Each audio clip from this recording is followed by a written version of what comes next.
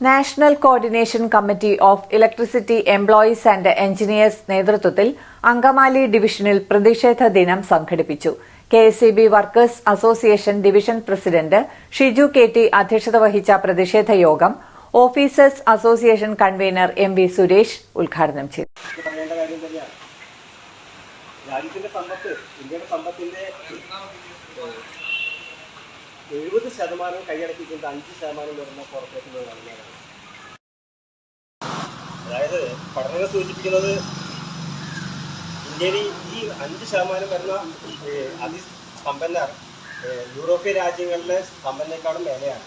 നേരെ തിരിച്ചോ ഈ പറഞ്ഞ 50% വരുന്ന താഴെത്തട്ടുള്ള ആൾക്കാർ മഡഗാസ്കറിലെ ദരിദ്രരെക്കാളും ഏറ്റവും ദരിദ്രമായ വിഭാഗം മഡഗാസ്കർ എന്ന് പറയുന്നത് അവരെക്കാളും ദരിദ്രമായിട്ടാണ്. KSEB workers association division president Shiju K T അധ്യക്ഷത വഹിച്ചു. പ്രതിഷേധ യോഗം officers association convener M V Suresh ഉദ്ഘാടനം ചെയ്തു. KSEB workers association division secretary Lebin Jacob, T U Jino എന്നിവർ സംസാരിച്ചു. ജൂലൈ 9 നടക്കുന്ന പണിമുടക്കിൽ എല്ലാ ജീവനക്കാരും പങ്കെടുത്ത് വിജയിപ്പിക്കണമെന്നും അഭ്യർത്ഥിച്ചു.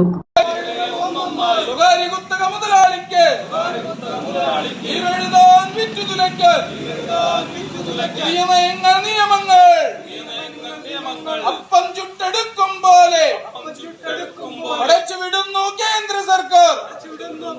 അതിനെതിരായി പോരാടാൻ ഒന്നിച്ചൊന്നായി മുന്നോട്ട്. ഇന്ത്യ നാട്ടിലെ തൊഴിലാളികളെ